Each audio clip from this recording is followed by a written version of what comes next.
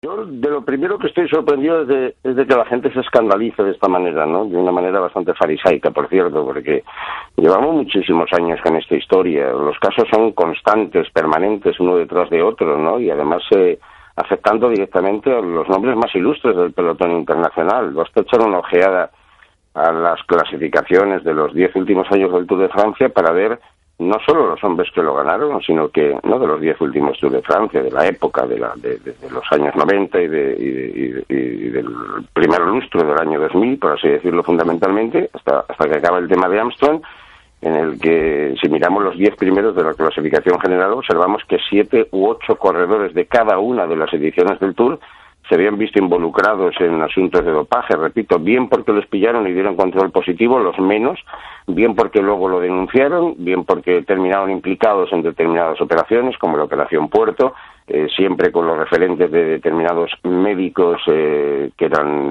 evidentemente gurús en prácticas dopantes.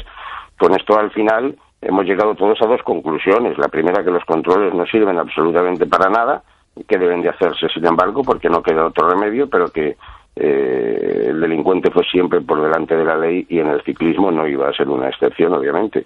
Y a partir de ahí rasgarse las vestiduras por entender que los controles antidopaje no sirvan para algo, para nada, pues no conviene. Lo que conviene es ver si alguien, como venimos denunciando también desde hace tantos años, está haciendo negocio con los controles antidopaje a cambio de no conseguir absolutamente nada. Pero eso no empieza en absoluto, ¿no? Para, insisto, que se sigan practicando los controles, que se siga persiguiendo el dopaje, pero desde la convicción, yo lo comentaba antes, desde la convicción de que una gran parte, una inmensa mayoría del pelotón ciclista se dopa desde hace muchísimos años. Yo me atrevería a decir que se ha dopado históricamente, digamos que con determinados tratamientos más al uso y más al momento, pues a partir de los 90, que es cuando hace irrupción el tema de la EPO, el tema de la hormona de crecimiento. Con el nuevo siglo aparece, con el nuevo siglo, tiene bastante más antigüedad, desde luego, pero digamos que la práctica más común de las transfusiones sanguíneas, y si eso sabemos que está instalado en el pelotón, pues yo no digo que hay que aceptarlo, en absoluto, habrá que seguir combatiéndolo, pero lo que no podemos es llevarnos las manos a la cabeza cada vez que sale un caso de dopaje, porque están saliendo constantemente uno detrás de otro e, insisto, afectando a la inmensa mayoría de los corredores del pelotón internacional. Yo de todo esto, y viendo ese fariseísmo de la gente que de repente se sorprende, que dice que el ciclismo está muerto, que llevamos oyéndolo 20 años, pero la última Vuelta Ciclista a España está ahí, muy, muy, muy reciente, solo con unos meses y después de tantos y tantísimos escándalos, y el ciclismo sigue estando vivo.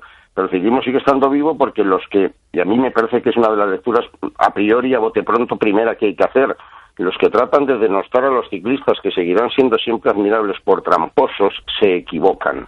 Los ciclistas se ven obligados a doparse porque siempre hay corredores con mucho menor nivel que se dopan. Y como los organismos que están encargados de velar porque la trampa no se instale en el deporte, en este caso estamos hablando del ciclismo, pero se podría extender a otras muchas actividades deportivas, no son capaces de evitarlo, es esa ausencia del ejercicio de la ley la que pone a los corredores o a los deportistas en la obligación, entre comillas siempre, la obligación por supuesto, de doparse si quieren competir a alto nivel. Esta es la única gran verdad que existe en el fondo del dopaje y no hay que darle muchas más vueltas a lo que es una evidencia.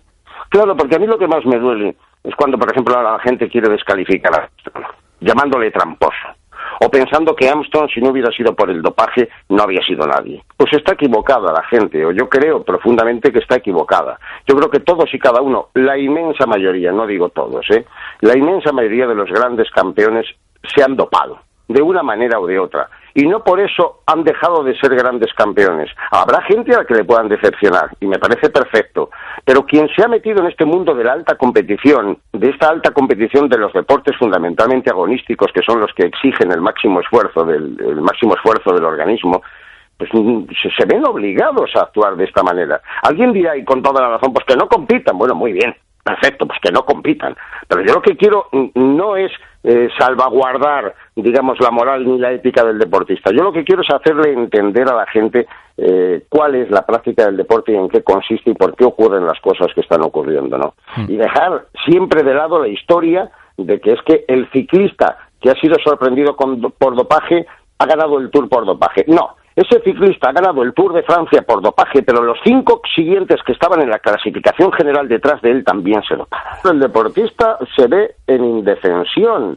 A mí lo que más me duele de toda esta historia es que al final se termine reduciendo a la nada al deportista. Al deportista se le podrá acusar de ejercer prácticas prohibidas. Al deportista se le podrá castigar y se le tiene que castigar, evidentemente. Pero al deportista, y en este caso a los ciclistas, no se les tiene que restar mérito, porque ellos están viéndose obligados a competir en esas circunstancias. Si nadie se dopara, seguirían siendo los mismos campeones en la inmensa mayoría de los casos. De eso estamos, la gente del ciclismo y la gente que compite en la élite del deporte de máxima exigencia, estamos todos absolutamente convencidos. Pero parece que la gente de a pie, posiblemente porque desde el propio deporte o desde los organismos encargados de ello no lo han querido ni lo han sabido explicar nunca, la gente sigue estando muy confundida y cada vez que sale un positivo, automáticamente llevamos a la consideración de que ese ciclista es una mentira, que es una gran mentira. Pues no, yo no tengo esa convicción. Después de vivir 40 años en el mundo del ciclismo, muy encima y muy por dentro, jamás he tenido esa convicción, salvo en algunos casos aislados de gente que aparecieron por ahí de repente y después no fueron nada. Es decir, hay infinidad de casos de ciclistas que han sido castigados, pero bueno, la inmensa mayoría de los ciclistas de élite han sido tarde o temprano castigados por doping, han vuelto a la competición y han seguido siendo igual de estrellas.